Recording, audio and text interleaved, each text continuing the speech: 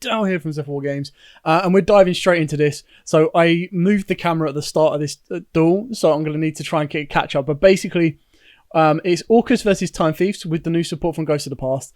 My opponent is playing, he's pretty much played the Orcust combo. Now he hasn't opened up amazingly. As you can see from his banished zone, he's got Wand banished, he's got the Crystron banished, which produced a token in order for him to make Barricade Blocker, and then he was able to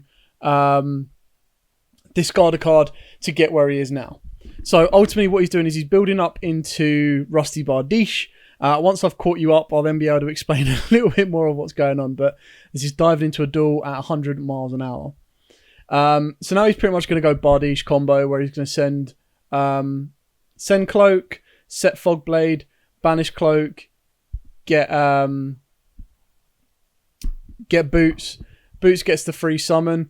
And then as long as the idea is that you'd link into Verte and then into Dragoon. So this is where it gets a little bit dangerous, because ultimately the idea is that even if you don't go into Dragoon, and you can see he's opened up Red Ice Fusion, so he's not going to be doing that play anyway. But ultimately the idea is from this, as long as you've got an Orcust on the board, which I believe he's got Skeleton in the graveyard, or if he doesn't, he's got Nightmare to do it anyway. So he banishes Nightmare, sends Skeleton. Skeleton can then be banished, but he's already got the Skeleton, so he banishes that to bring back the Nightmare.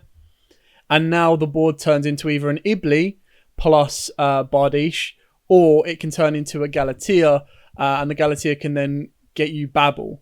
But then you can turn Galatea into Ding.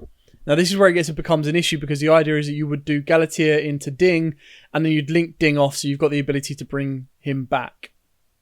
So Galatea is going to spin back Nightmare in order to set Babel, which basically gives him a quick play effect, which from this point what you do is you rank up or overlay, you make Ding off of Galatea. Galatea will then, Ding will then attach Skeleton.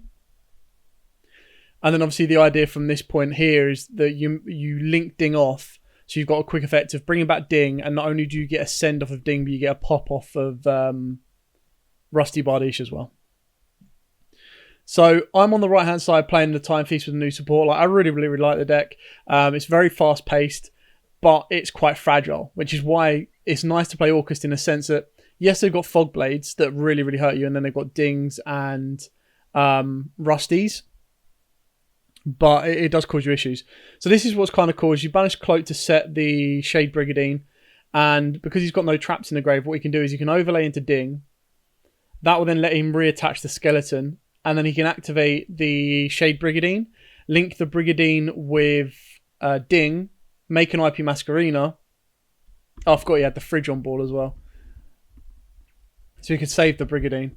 So he's got the IP Masquerena, and then I suppose what the good thing about this is, if he activates Skeleton during my turn, not only will he get a pop and a send, but then if he does decide to activate Shade Brigadine as well, he's got 4 monsters on the board that I think the majority of what a lot of people go into is like Zero Boros, because that can really mess up your opponent's plays, specifically if they're working on links as well.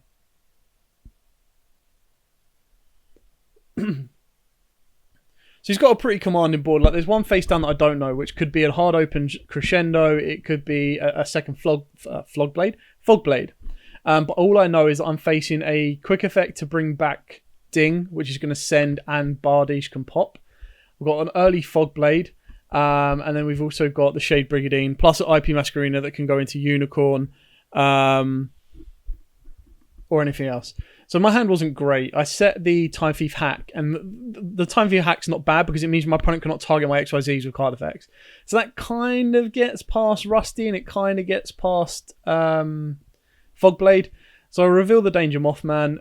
I think I also open up with the Strangle Lanius. So that's not great for me either. Opening it up in the hand anyway. Special summon down Mothman, get a draw off of it. Now, the good thing about this deck is if you open up enough extenders, you can play through quite a lot, because you can as long as you can maintain your normal summon, or your normal summon is going to be something really special, you can kind of play through what's required.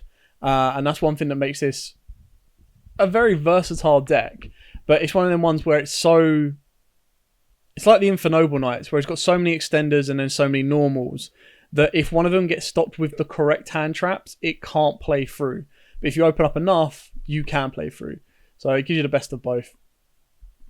So just thinking about this, because obviously what I don't want to do is any monster I normal summon or bring down, if it has a trigger effect, it's probably going to get hit with the Fog Blade, which isn't the end of the world, but he doesn't know that I've got the hack set. So I can try and bait that out.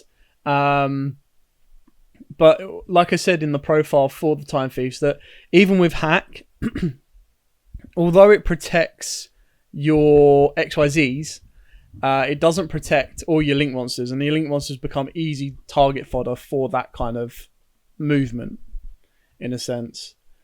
Both as well, I might mention, because I really like his mat. So it's a custom-made Mech-Knight mat, custom hand-drawn as well, pencil-drawn, which is sick.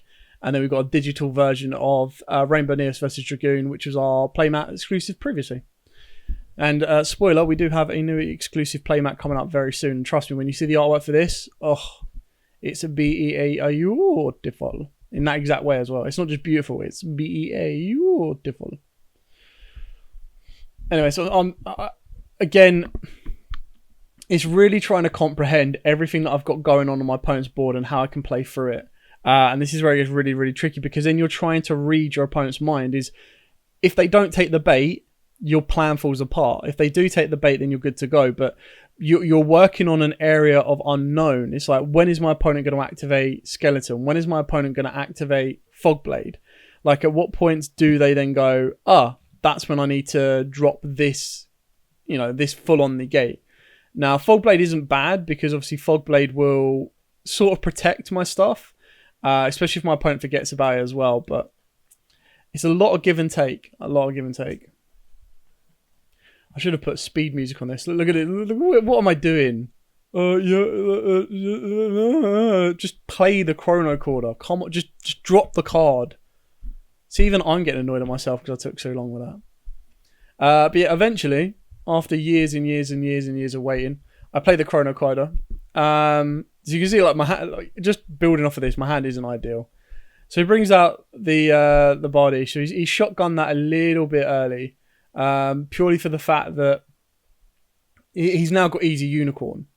So I'm still kind of protected, but I go with Lanius now. Not Lanius, Forstrix. Now, obviously, the issue with this is it's not an on-summon effect, which is a shame.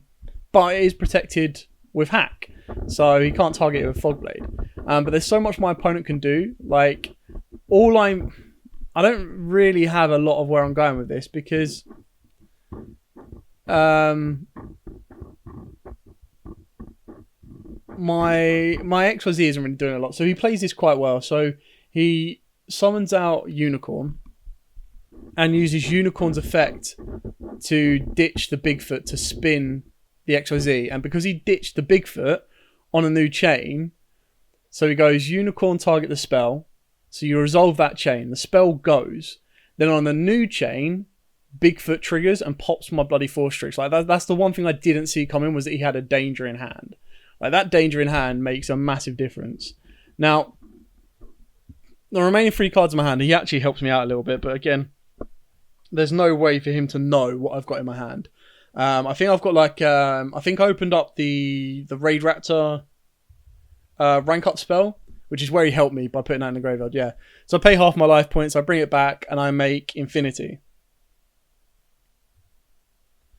So with Infinity, this is not really a stalling tactic, but it's kind of a less relevant tactic. And obviously he can Fogblade me, perfectly fine. And if he doesn't, obviously I'm going to absorb one of his cards. I want my Infinity to stay live, so there's no real reason for me not to negate that. So I negate the Fogblade straight away. That goes to the grave. I don't want him to have Bardiche in grave, because if he has Bardiche in grave, he banishes the Fogblade. So Infinity, absorb Bardiche, and then kill Unicorn for 100. And he still hasn't used Babel. Keep that in mind. So Orcust can still produce. Imagine if that board, rather than IP, ended up having Dragoon. If he didn't open up that Red Ice Fusion, Like, Dragoon would have then ditched the Bigfoot, which would have been an Omni Negate rather than a spin. That would have then, like, almost guaranteed game the next turn. But he only went and had the bloody droplets, which is interesting. Because he could have kept the Unicorn. If he used the... I don't know. He could have used the droplet to send the Fogblade in response to my Infinity. And then Infinity wouldn't have been negged. So that could have been a good little play. Yeah, but with this, my Infinity is just droplet, halved, can't attack. And his body stays on the board. Set 2, I can't remember what the last 2 are. I think one of them's a Fogblade. And one of them is... I think one of them's Shade Brigandine. So you can kind of tell, like, my hand is not great. But Karma comes back around in games 2, trust me. So banish the Skeleton. Let's all go again. And this is during my end phase, I believe. Or my end of my main phase. So it brings back Ding. Ding can then send one of the back row. And then Bardiche pops. And I'm just like, yep, bro, you got me on that one. So Bardiche and Brigadine. I could have summoned the Brigadine, but the Link 2, like, what I would have brought out would have been near enough nothing. I think it probably only would have been Lambda. And I don't have a Gamma in hand. So, rip.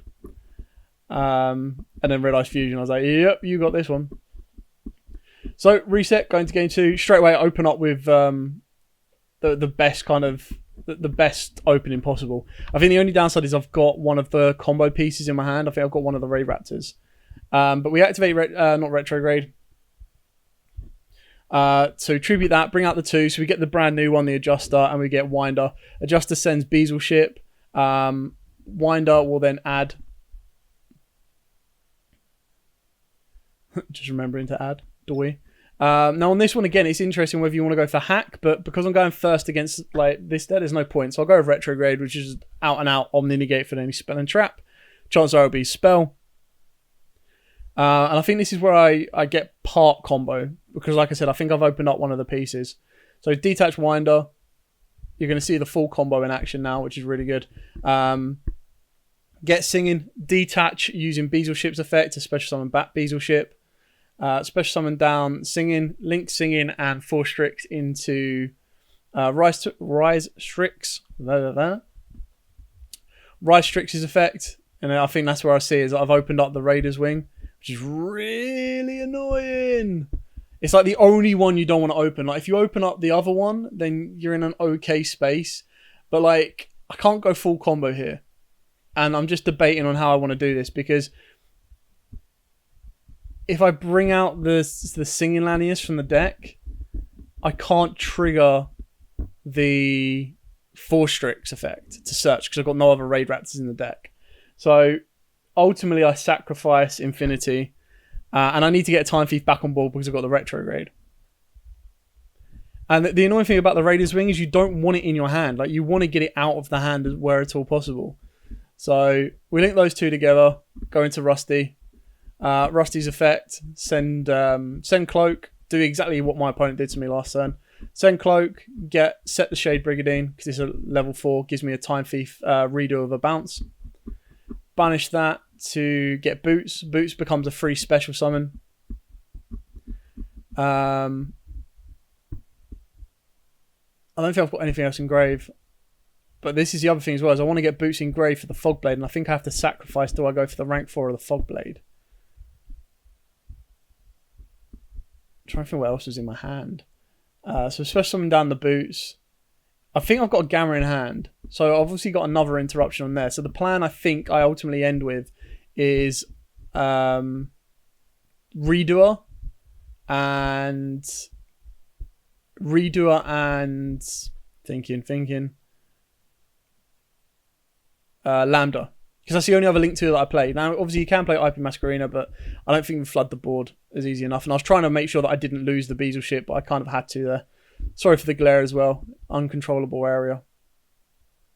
So banish the Boots, set the Fogblade. So at the moment, without Redoer, I've got Fogblade as an interruption, and I've got a Gamma in the hand as interruption. I'm trying to think if I've got another extender. I think I've got Oh, I do. I've got Theo. So Theo is if you control a monster special summon from the extra deck, or if the monster special summon from the extra deck is on the board, you can special summon it. So activate the Brigadine, make Redoer. This is going to give me a free bounce during my opponent's turn, and I can banish Redoer. Now, I think this was the other issue as well, is that I didn't want to banish the Redoer to get the Gamma. But I've got Omni Negate with Retrograde. Redoer's like, yep, still. Oh, and then that was broken. Like, I've literally just stolen his one copy of Babel. So his quick effects are, like, offline. There's no way he's playing a quick effect at all with his Orcust monsters. So it's like one of the big core cards that they really, really need. Well, everyone should know what Orcust are. But I've pretty much got full effects on Redoer, and then in the end phase I'll get a Gamma. So I think I've already got a Gamma, which is why I wasn't worried about banishing him as well. And it will trigger in the end phase as well to deck Finn and give me another Gamma, just in case my opponent does foolishly decide to destroy the driver. I suppose that's where IP comes in a little bit more clutch, is because you could use IP plus the driver and then put it into the grave, so then you've got another Gamma that's live. Or just play multiple drivers. No, don't. I'm joking. Do not play multiple drivers. It's bad enough when you're playing one, you open it, it's like, ugh, disgusting. Yeah, and obviously my opponent hasn't opened up well. I think he opened up Red Eye, Dark Magician, and Cloak, and I was just like, you know what? You can have your Babble in the grave, which is a bad idea because he can detach and he can discard and add that back to the hand. But I get the draw off of Redoer, I get the bounce off of Redoer, and then I get the banish of Redoer, which will trigger in the end, and he just scoops it. Because from that point on, obviously, that was really stupid of me, because obviously I banished the Redoer even though I had the Retrograde. So, like, my Retrograde was dead. Like, that was so stupid. Anyway, game 3. Opponent activates Reinforcement of the Army. Now, this is interesting as well. I didn't see this coming. Is he searches out the Dark Grepher, and I was like, what? Why? And I was like, ooh, snack time.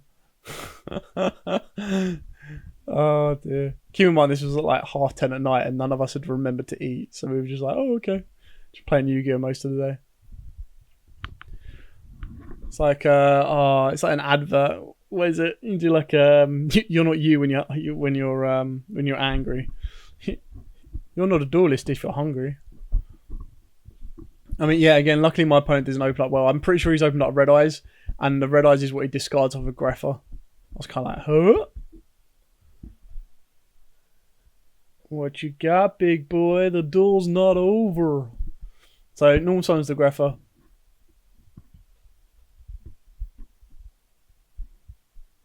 Grepher, yeah, ditches the Red Eyes. I thought so. I think he opened up the Red Eyes Fusion as well. Oh no, he opened up the Dark Magician and Red Eyes. Oof. That's sucky. All that to send Nightmare. I mean, if he opened up a Magical Eyes Fusion, broken. Absolutely broken. Just Magical Eyes Fusion, banish, make Dragoon. Oh, you animal. But yeah, the fact that he's lost 2 cards in hand, there's not really a lot more he can do. I think like the best thing he's got right now is banish Nightmare, bring out Skeleton, send Skeleton. But then he's got no banish Skeleton to revive, really. Maybe send Wand.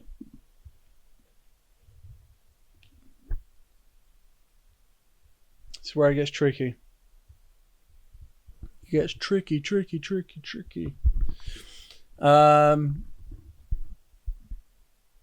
It's such a shame they had to lose those 2 cards in hand. Literally, they could have been anything else. Maybe one of them could have been the Red Eyes or Dark Magician just so they could get that, but even then it just kills the whole Red Eyes Fusion. This is why Dragoon hasn't really exploded. And then he passes to me. Now, I haven't got full combo, but I still do have the ability to pretty much go off unless he's going to drop a Nibiru on me, which would suck. So Winder's Effect, I'm just trying to think here because obviously I want to go for the Adjuster, but if you're not going to make another Time Thief or get a Time Thief to the board, the Adjuster effect is dead. So I think I go for Beazle Ship. Now I'm trying to think why I go for Beazle Ship. I think I've got a Danger in hand. Oh no, I've got Start Up. The starter lets me bring down the Beazle ship, and this basically gives me a free summon because you go Y-Strix, I go detach Y-Strix, post got no responses.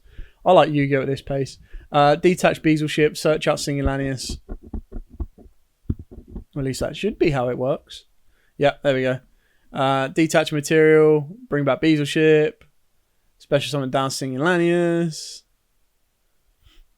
Link Singing Lanius and 4 Strix together for Y-Strix. Y-Strix effect. Chaining Parallel XZs as Chaining 2. Broken. Parallel XZs plus Raider's Wing. Don't know why I'm shuffling. I should really be getting the second Parallel out. There we go.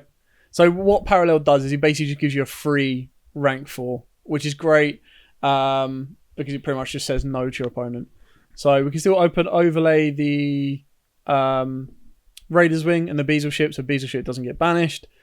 And what this will allow us to do is put Raider's Wing in the graveyard, which means I'm going to bring it back. Abyss Dweller, because my opponent abuses the hell out of his graveyard.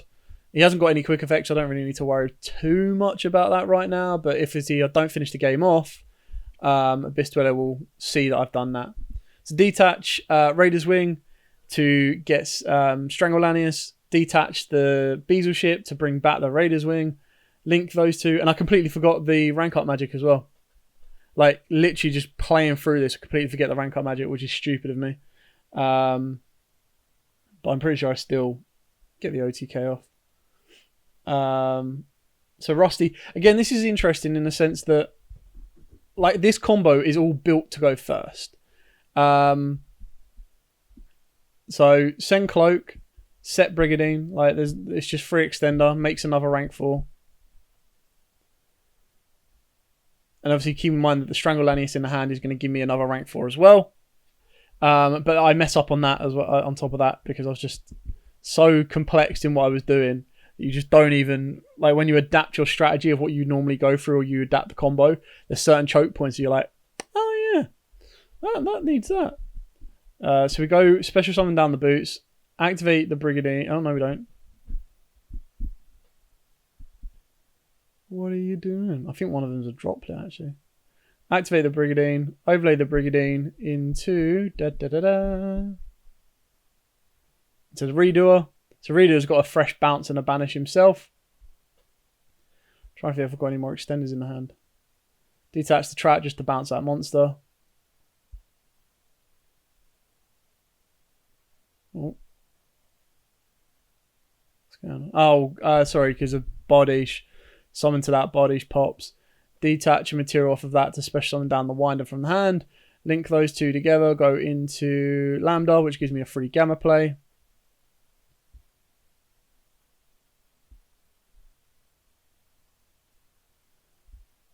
I think this is another issue as well. There's not really any boss monsters to go in past this. It's all rank 4 plays. So you produce multiple monsters across the board rather than one big boss monster, which might be a bit of a downfall. So we set the rank up. Now this is the rank up, just because we're going a bit more aggression, that will allow me to turn Dark Requiem, which is what I'm about to bring, because I bring back the summon down the Strangle Lanius, bring back the Raider's Wings. It was detached as a material, it doesn't get banished. And then I can overlay those two darks. But I believe this is where I can't bring back the Raider's Wing. I can't use the Singing Lanius' effect because I don't have a Dark XYZ material, which is really stupid of me. Lucky I've got the Rocket Launch, so I've got Tracer Dragon. Now, so I could try and use Tracer Dragon effect, but I haven't got, like, I don't really want to pop any of my monsters. I don't even know why I made the Abyss Dweller. The Abyss Dweller was just like not even considering the OTK at the end. So just doing the maths here, I was like, overlay the Tracer and the Singing Lanius, and we're going to go into Perpetua, because Perpetua will allow me to get a additional material to Redoer during the standby phase as well. So just like swing, tap for game. So yeah, like this is what happens. Like, I open up Thunderbird and a Fogblade. I said to him, why didn't you set the Fogblade? And he just forgot. That would have really, really hurt me, to be honest. That Fogblade would have hurt. I still would have been able to play because I had so many extenders. And that's kind of what this deck is. The deck's so good with extension. It's crazy. Puts in a lot of work. But like I said, it's a little bit fragile. But still incredibly fun. Love Time Thieves. They were probably one of my favourite TCG exclusives that have just been drip-fed over the years. And I hope they get even more support. I really do. Like, their new support double barrel isn't broken, but it's still relatively good. Anyway, thank you so much for watching. Remember to like, comment, subscribe, share. Till next time, guys, as always, happy dueling.